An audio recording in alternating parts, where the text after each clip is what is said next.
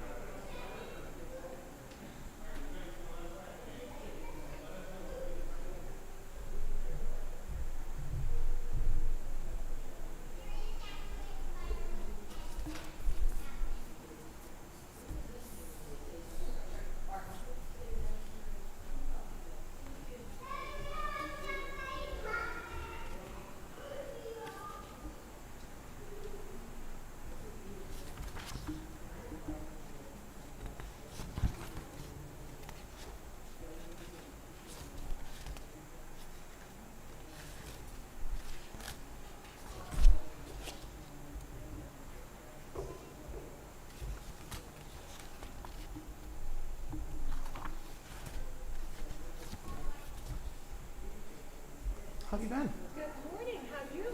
Good. I am doing just fine. I'm glad it's cooled off a little bit. Oh, yeah. Oh, my God. I did not expect fall to arrive quite this soon. Yeah, we went right from 95 degrees to high 50s up here Yes. this past week. Wonderful sleeping weather. Yeah. But I was not expecting a 20-degree drop in the hot temperatures. Took a little adjusting in my house. Had to go find a blanket. Because we leave all the windows open as long as we can. I don't have her number. Me neither. Well, we're wondering You where haven't Maria seen is. Mark Kim is, I have not, I do not know her, so. Yeah. And I don't play the piano. Me neither. No. Either. Looking around. Me either.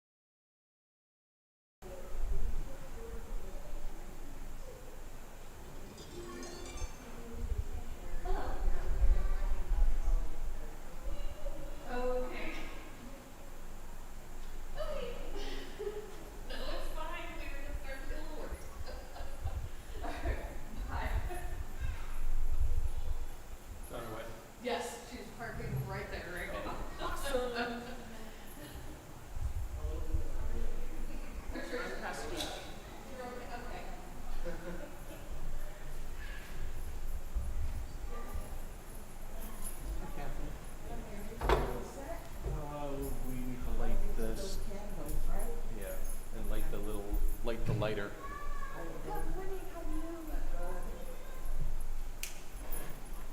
I'm filling in today.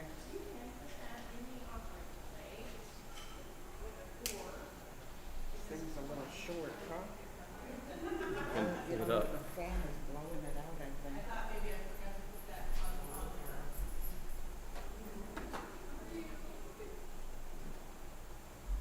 The fan's blowing it out. Mm-hmm. See? Yeah. I put liquid in there, so you're all set. Yeah. Okay.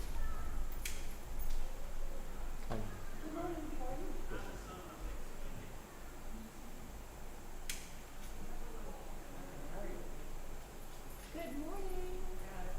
Awesome. I saw your email last night as I was finishing things up and we knew you were here. I'm so glad you emailed me. Oops.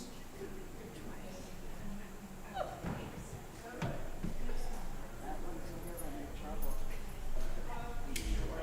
Nitpicky little things. It should just know what you're working on. That's right. So, yes, ma'am. Can I say that? Absolutely. You can. We're great. Then have you worked from that? No, I know, but later on, You are reading, yes. Yes, you are the musical listening and the sermon and after. Yes. Thank you. What? Much appreciated. It's the tenth of this year. They're yeah. Or just the, okay, that's what I looked at. Our readers will be what part of this until I use this one. Yeah, okay, and then I will. I'll be over here for the sermon. Okay. I'll be fine. Okay. And then, so just these two all there. Yeah, you could. Yeah. I'm really playing them, but I believe that all. I do too. No, they're not.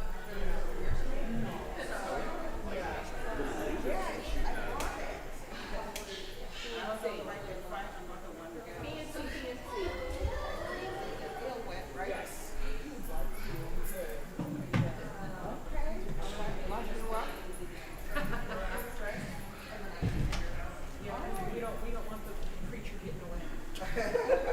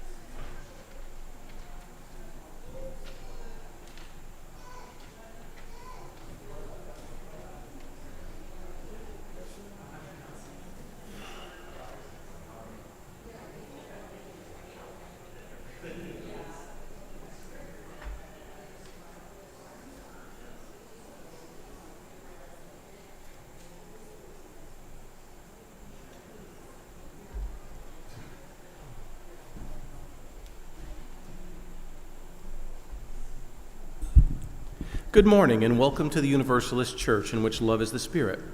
We are glad you are here in the sanctuary or anywhere in the world, especially those visiting or returning after a time away. I am Mike Zanta, one of your co-moderators on the Board of Trustees. If you are a visitor, we hope you'll talk with our welcome team or visit our webpage at westhartforduu.org to learn more about us. Our guest book or online contact page will help you get onto our electronic mailing list. Our electronic communications are the best way for us to stay connected. We look forward to helping you become part of the Universalist Church. Masks are always welcome here, and we encourage you to stay up to date with your vaccinations and boosters. If you would like a mask, our ushers have some that we're happy to share. After worship, we'll have fellowship in Fisk Hall and through Zoom. If you need help finding your way to Fisk Hall for our fellowship hour, any member of the church will be happy to guide you. Just look for someone wearing a Universalist Church name tag. You can find the link for Zoom in your weekly news or our Breeze calendar. If you aren't getting the weekly news, please sign up for it on our website. And now, I invite you to take a moment to make your mobile phone silent, turn off your email and put away your keyboards, and settle in for worship, which is being led today by our sabbatical minister, Dianne M. Daniels.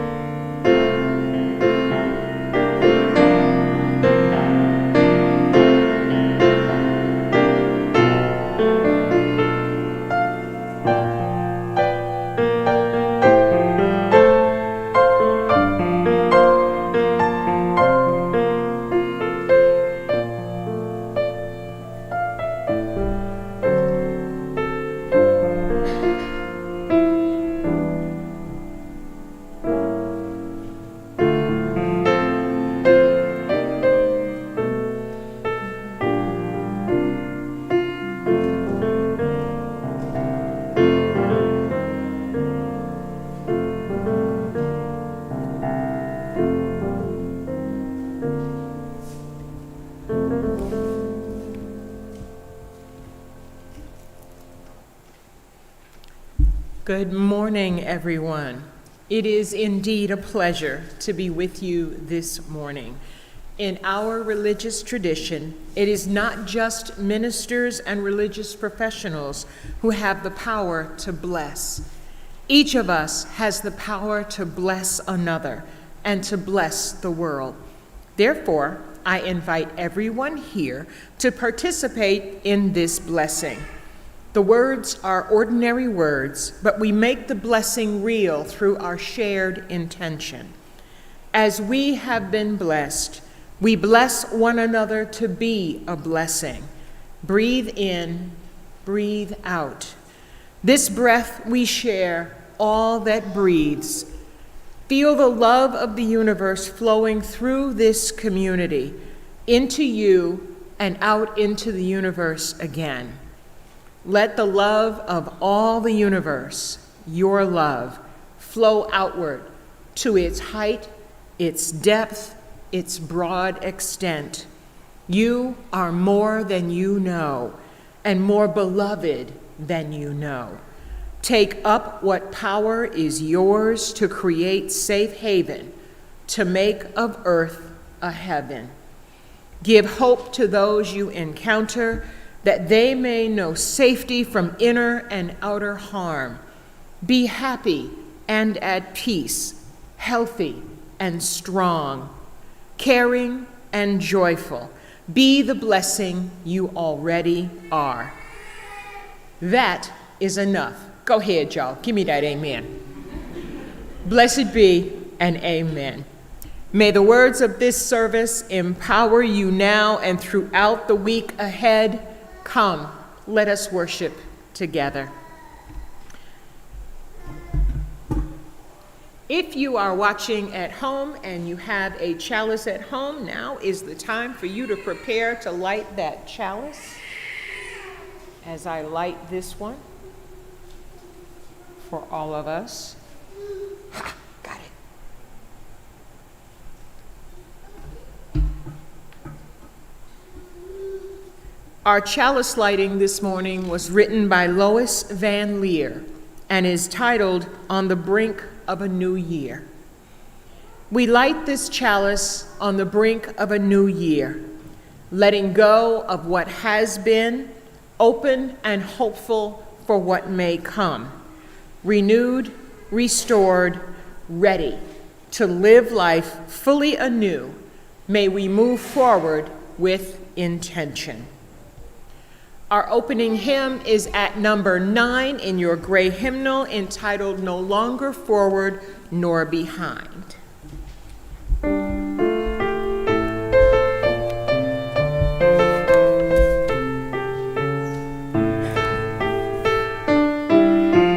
Please rise as you are willing and able.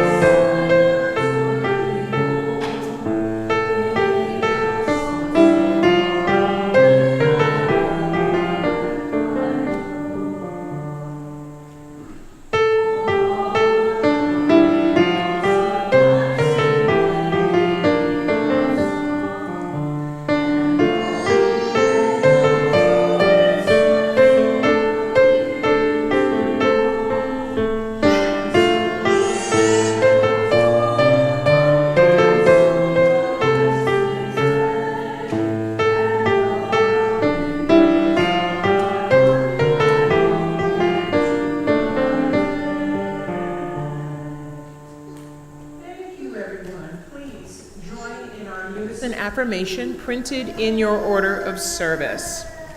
Love is the spirit of this church, and service is its law. This is our great covenant, to dwell together in peace, to seek the truth in love, and to help one another. Please be seated, be comfortable in your seats. Now is the time in our service for the Time for All Ages, and I've brought you this morning a fable called The Helpful Monkey. Robert was a young monkey that enjoyed helping others wherever possible. He took great pride in being the most helpful animal in the jungle. Ask Robert for help. He'll do anything, was a familiar statement. Robert didn't mind. He was ready to be helpful. While walking home from school, a parrot asked Robert to repair his nest. Robert readily agreed, and the parrot flew off to visit a friend. Then Robert heard a small voice. "Robert, I need your help." A family of termites needed help rebuilding their home after an unfortunate elephant incident. Robert readily accepted. He just needed to run home and grab a tool for digging. Running home, Robert was approached by a gorilla in need of bananas. "Robert, my feet are killing me and I need some bananas for dinner. Could you grab a few from the banana grove?" Of course, Robert was ready to help. He knew all about bananas. Robert ran a mile across the jungle to find the best bananas. After filling his arms with bananas, he came across his mother. She was not happy. "You should have been home from school an hour ago. Get home and do your chores now." Robert knew better than to argue. He ran home, placed the bananas on a tree stump, and proceeded to complete his chores. Unknown to Robert, a family of baboons took a liking to his bananas and decided to have a snack. Robert ran outside with his homemade shovel. He just needed to grab the bananas, take them to the gorilla, fix the termite mound, and repair the nest. When he reached the bananas, there was nothing left but banana peels. The parrot, termites, and gorilla were also standing there. "I thought you were going to help me," they all shouted. Robert knew he'd made a mistake. He did his best to be helpful. Everyone liked him, and occasionally they took advantage of his kindness. Robert was so eager to help that he often took on more responsibility than he had time for. His eagerness to please and be helpful caused him to overextend himself. He liked the feeling that helping others gave him. He wanted to do as much as possible to help others. And if you felt this way on occasion, it's possible that, like Robert, you're trying to do too much. By doing so much, you leave things unfinished, or the quality of your work suffers. This can result in people being disappointed with you. You might then feel disappointed with yourself. The solution for Robert is easy. He needs to manage his desire to make everyone happy. Robert could help one friend at a time. When that task is completed, he could then agree to take on additional tasks. You can do the same. It's okay to say no when the situation calls for it. Be a helpful friend, but not at the expense of your own happiness. Avoid agreeing to more than you can accomplish. Wise lesson Mr. Robert teaches us all. I know I occasionally overextend myself, so I will keep this fable in mind. Yep, that's where I am. Okay, to make sure I'm in the right spot. Our voluntary offering, the sharing of our resources for our shared work as a religious community, is a spiritual practice for us. By offering your time, talent, and treasure to this community, you help us serve the members, friends, and wider community of this congregation. As part of that service, we share our general offering each week with organizations that do work in the world that brings us ever closer to creating the beloved community. This month, we share our offering with the Golden Hill Pagussit Tribal Nation. The Golden Hill Pagussit Tribal Nation once occupied 500,000 acres of land that included parts of modern-day Milford, Bridgeport, Danbury, Waterbury, Woodbury, and other cities and towns in western Connecticut and eastern New York State. The tribe suffered during 1637 when they were among those harmed by the burning of the main Pequot fort at Mystic. Survivors of the horrific incident were rounded up and sold into slavery, along with members of the Pequot tribe. Until 1720, Native Americans were kept as slaves in southern New England or sold into slavery in the Caribbean. Over the next 2 centuries, Pawgasset reservations were reduced or eliminated by courts supporting the claims of white settlers. By 1970, Pawgasset land was reduced to half an acre in Trumbull, Connecticut. Later, the tribe used 2 federal grants to purchase 108 acres of land in Colchester, Connecticut for tribal use. Some of the descendants of the Pawgassets still live in Bridgeport today. To give electronically, please use the QR code in your order of service, the links in the description, or those on our website to make your donation to our offering. Here in the sanctuary, our offering will now be gratefully received.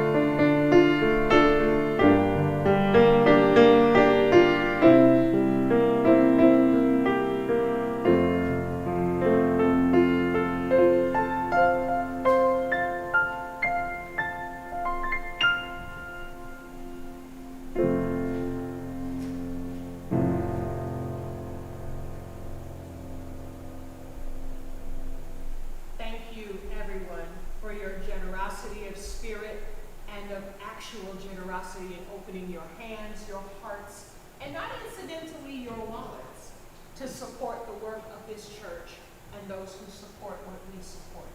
Thank you very, very much. May your generosity be repaid to you 7 times, 7 times over. Thank you.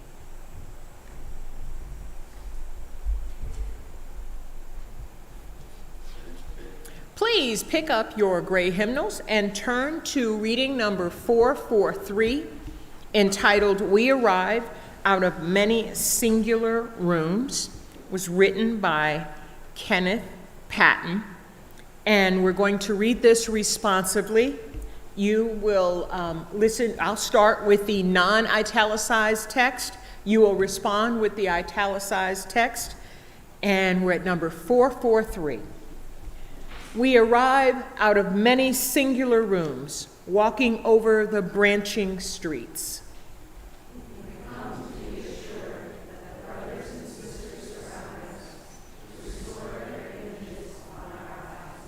We enlarge our voices in common speaking and singing.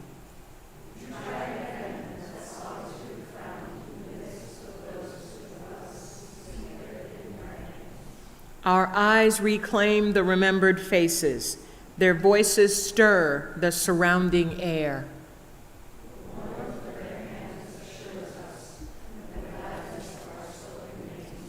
This is the reason of cities, of homes, of assemblies in the houses of worship. Thank you, everyone.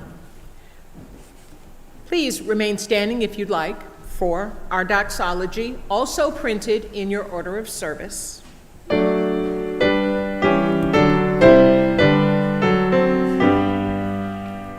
Praise God for love we all may share. Praise God for everywhere. Praise God for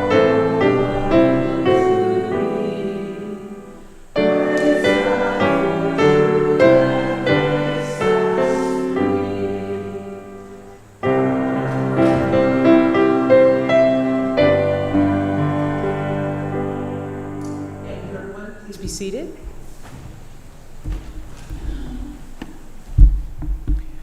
I want to share with you a piece entitled Good Intentions and Incomplete Efforts that was written by a ministerial colleague and friend of mine, Reverend Sean Parker Dennison. Reverend Dennison quotes the Reverend Dr. Martin Luther King Jr. to start. We must develop and maintain the capacity to forgive. If we do not have the power to forgive, we do not have the power to love. There is some good in the worst of us and some evil in the best of us. When we discover this, we are less prone to hate our enemies. In Reverend Dennison's time as a guest preacher, despite the best intentions of the host congregation and the Reverend, it's usually just a little bit awkward. Often you don't know the congregation how they're used to doing things. Recently, he related that, among other things that have challenged him, he tripped on his robe, he forgot to extinguish the chalice, called someone by the wrong name, and gave the wrong musician the head nod to cue the anthem. Oops. Sometimes he feels embarrassed by his mistakes. I can definitely relate, as I do quite a fair amount of guest preaching before I became the sabbatical minister here. But all in all, these are relatively small things, except this next part of the story. Reverend Dennison preached recently in a building that was a beautiful old chapel in the country. Because it was old, it's one of those buildings where accessibility was a challenge. The congregation had just finished installing an accessible entrance and bathroom, and they'd installed a small elevator before that. They were understandably and appropriately proud, and he enthusiastically joined in their gratitude as they showed him the improvements. Then they took Reverend Dennison upstairs to the worship space and showed him the pulpit, which was up 4 steps to the chancel.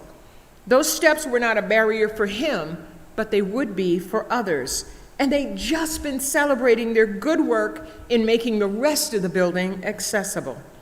Unfortunately, when the opportunity came to mention the steps, he did what you and I and a lot of people might do. He choked.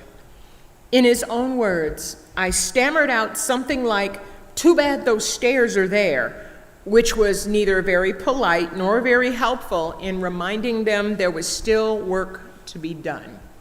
And then he preached from their pulpit, even though it was inaccessible, and even though he'd made a commitment to himself to preach only from an accessible place in the room.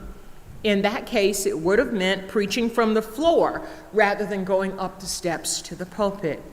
He continues, "The hardest times to hold ourselves and each other accountable compassionately is when the work has begun. But there's more to be done. We want to acknowledge the effort. It feels a little awkward to say, 'What a great start. You did something great, but you're not quite there.' And sometimes when we're the ones that have to change, it's hard to hear, 'I'm still going to preach from the floor,' because not everyone can access your pulpit. And yet, as Dr. King says, we have to grapple with our incompleteness. We must understand that we, like everyone else, are always going to be a mix of good intentions and incomplete effort, good results, and some things that don't work out quite so well. Yes, even good and evil. We are sometimes selfish, sometimes complicit with systems that do harm, sometimes the cause of pain and injustice. Until we can hold compassion for ourselves and others, until we can be forgiven when we fall short, our love is incomplete. Dear Spirit of Love, help us understand that to be human is to be always learning, always growing, always incomplete, always perfectly imperfect. Let this knowing enlarge our compassion for ourselves and for others. Help us grow in our capacity to forgive and to accept forgiveness when we make mistakes, and In this way, become more capable of loving ourselves and each other. Amen.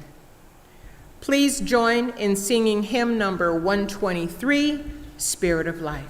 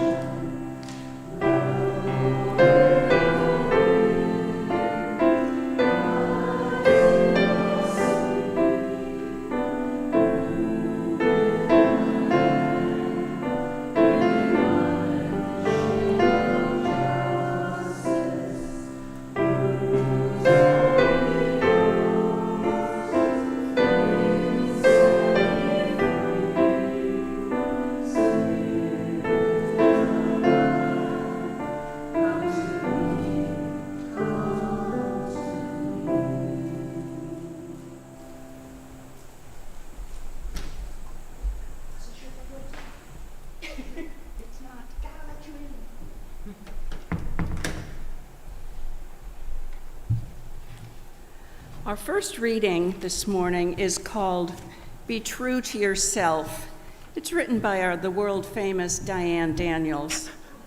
Some of you may have heard of her. In a world where reality can be morphed, adjusted, and rewritten, it's important that we are living in integrity, truth, and set an intention every single day to be true to ourselves.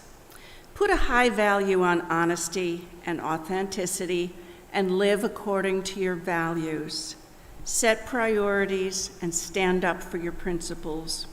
When you make choices, do so in a way that helps you reach your goals, tapping into the true motivation that lives in everyone's heart. Spend time doing what you love and use your strengths to continue learning new things and expanding your vision and your experience. Learn to trust your instincts and embrace your inner voice and your emotions. Use your words, as we say to our children, use your words and communicate with openness. Don't forget to advocate for your needs as well as the needs of others. Don't be afraid to listen to others. We have 2 ears and 1 mouth for very good reasons. Create genuine relationships and share your thoughts. You can bless others by sharing your feelings and engaging in deep conversations. Make your expectations for how you want to be treated and how you treat others clear, including the ways in which you care for your physical and mental well-being. Build a level of trust in yourself and your motivations. Trust your heartfelt intentions to help guide you in a positive direction. Be confident and strong in your spiritual foundations and enjoy building a joyful and fulfilling life, one that is the result of your consistent and focused intentions.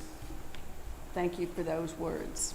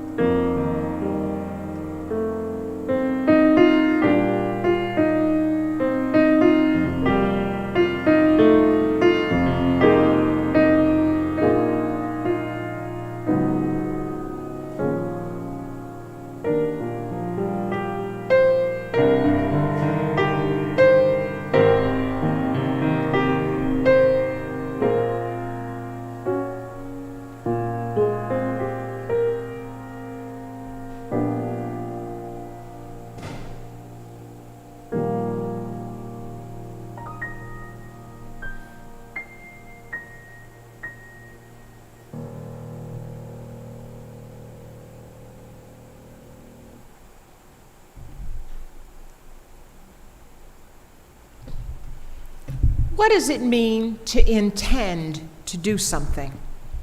It means, among other things, that you begin to set up your time and situations so you can make your unformed intention a reality. When you know what you intend to do, you put energy and action behind it, and it brings you power that you can't obtain by any other method. It also means that by creating that intention, it's on your mind consistently, at the forefront of your thoughts. You're reminded of your goals and the path to success that you've laid out. Your intentions can last for a short period of time. For instance, getting through a tough and stressful day without diving into a big bowl of ice cream at lunchtime, because you know that the ice cream will taste really, really good, but the sugar high is going to make it nearly impossible to concentrate for the rest of the day. Can you tell I've kind of been down that road before? Another short-term intention could be to focus your efforts on completing one or more tasks on your to-do list every day, even if they're just small tasks. A longer-term intention could be to do your best work at your office consistently over the next 6 to 9 months to put yourself in line for a promotion or a raise at your next evaluation. Having both short and longer-term intentions will help you to move in a positive direction and strengthen your level of persistence and courage to pursue your goals. Having and acting on intentions puts you in the driver's seat and gives you the opportunity to decide what you want in life and what you'll do to achieve your goals. Making a conscious decision to accomplish something moves you forward. You pursue your desired outcome over the days, weeks, months, and years of your lifetime. Intentions are a fascinating paradox because you control your intentions, and your intentions help drive and control your actions. Ultimately, setting positive intentions and working toward positive goals helps you to prosper in many areas of your life. Making progress toward fulfilling your intentions increases your level of self-assurance. You become more optimistic because you know deep inside that you're going to achieve your goal. As you continue to achieve, your confidence also increases. You have a plan to build a good life for yourself, and you're going for it. The end result? You live your dreams with passion, because your efforts are galvanized and powered by what you've accomplished. We all know that our fellow perfectly imperfect human beings, those who share the quality of inherent worth and dignity, may come to see us as role models, someone they can look up to, receive guidance from, and who sets a clear, positive example for others. Your intentions say a lot about you, and they empower you to be the one that others look up to, even if you don't achieve every single goal you reach for. Your intentions bring you great power over your future, and you're more likely to rise to the occasion when you realize others see you as a role model. There's no more living a directionless life when you know what you truly want and what you're going to do with it. Your intentions are powerful guidelines that bring you confidence, spark your motivation, and power you forward to live your best life each day. Accomplishing your intentions bring you toward living an intentional life, one that means you live with purpose and make decisions that support that purpose. You're not satisfied with the status quo. You're not waiting around for a disaster to strike before you act.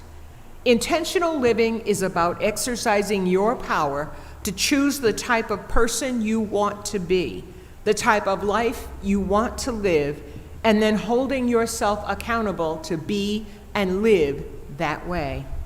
There are some things you can do right now, today, to start living a more intentional life and reduce your reliance on luck. First, understand that your choices matter. Living an intentional life is all about making choices that make sense for you and your beliefs. Take our UU principles, for instance. Choosing to live according to the principles makes a difference in your everyday life. Choosing to treat others as if they have the same level of inherent worth and dignity as you do makes a difference.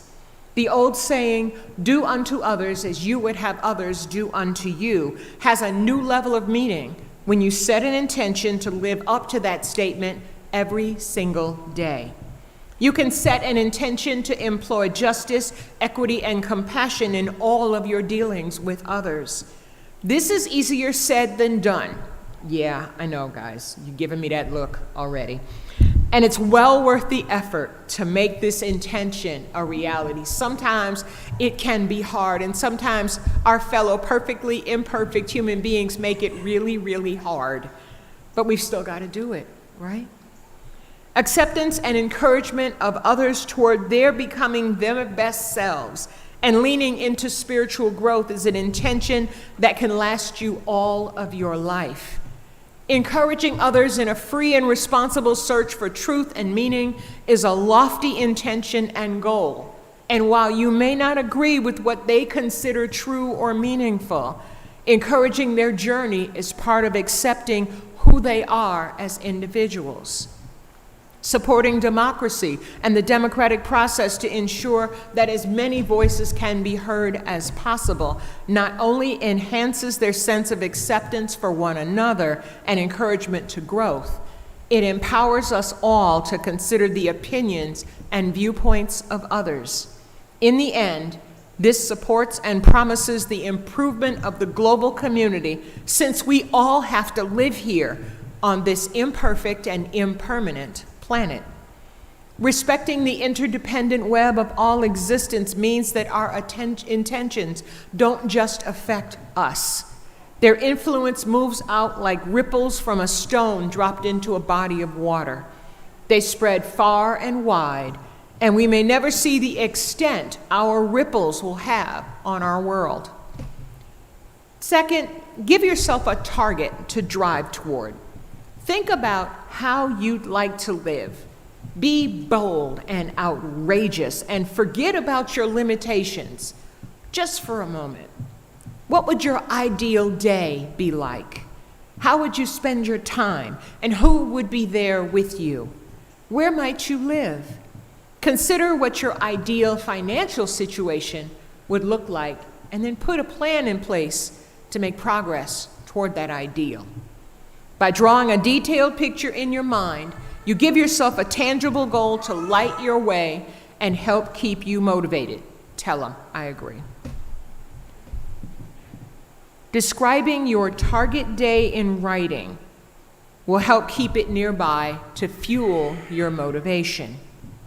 Third, know your personal values. A huge piece of the intentional living puzzle is conducting your life on your own terms and according to your own values. It's not what's the fastest, it's about living on your own terms. And to do that, you must be intimately familiar with what's important to you and what you're willing to do or not do. Set goals for the very important aspects of your life, your finances, your career or business, relationships, physical, mental, and emotional health. Examine areas of your life where you're unsatisfied with the status quo and create a plan to bring more of what you want and less of what you don't into your life. Be intentional about choosing habits that support your goals. Overindulging in anything, alcohol, food, bad relationships, makes it much harder to be authentic and centered. You can stretch your willpower only so far.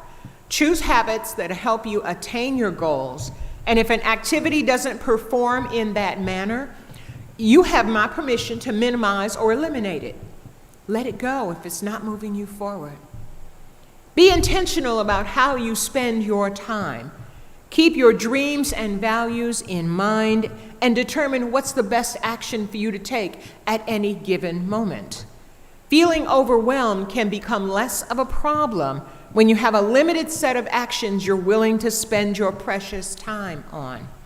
Make focused and well thought out choices and don't operate on autopilot. Next, control your impulses. You have the power. Poor impulse control can lead you in the totally wrong direction, yielding to habit, overindulging in pleasure, or avoiding discomfort. Intentional living means that you make rational decisions and follow through on them regardless of temporary discomfort. Number 8, reject and discard distractions. Being intentional requires your focused presence. Leave the past in the past. And don't get too preoccupied with a potential future. Focus on what you should be doing in the moment. Even performing required actions like paying bills can be a distraction if you should be taking intentional action to support your values instead. Now, hear me. I'm not saying don't pay your bills. You got to pay your bills. But you can choose when to do them. And if you choose to pursue a goal, the bills can wait a few minutes. I wouldn't make that a habit, but they can wait a few minutes once in a while. And finally, take your measure every day. How did you do in the pursuit of living intentionally today? You can change the track you're on in the next few minutes, half an hour, or the very next day. Learn something from each day and the progress you've made or didn't make, and vow to improve your performance, even if it's just a little bit, every single day. There's a gentleman who wrote a book called Atomic Habits. And some of you may have heard of that book. If you get 1% better every day, you'll be 36.5% better at the end of a year. What would being a whole third better do for you? How much more focused and accomplished and productive could you be if you got 36.5% better than you were at the beginning of the year? And it doesn't take a huge effort, 1% a day, and you can do that. Choose and create your life. Don't just wander through life by default. Building and living a life you love will never happen by accident. Decide the type of person you want to be, make your decisions, and choose your actions.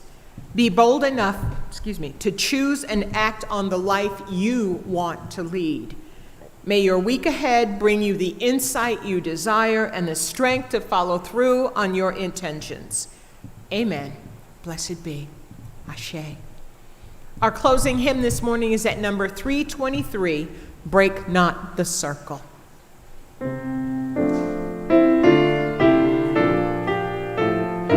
Please rise as you are willing and able.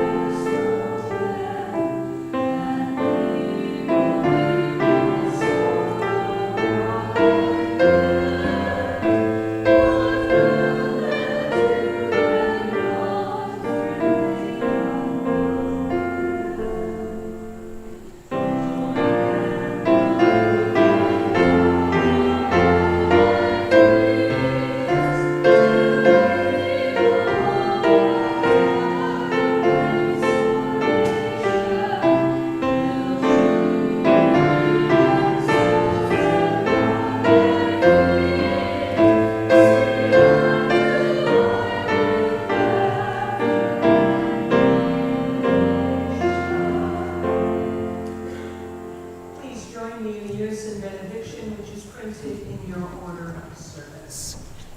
Engage with the world in peace. Have courage. Hold on to what is good. Return to no person evil for evil. Strengthen the faint-hearted. Support the weak. Help the suffering. Honor all beings. Thank you, everyone, for your participation this morning. Please remain for our postlude, and you can be seated.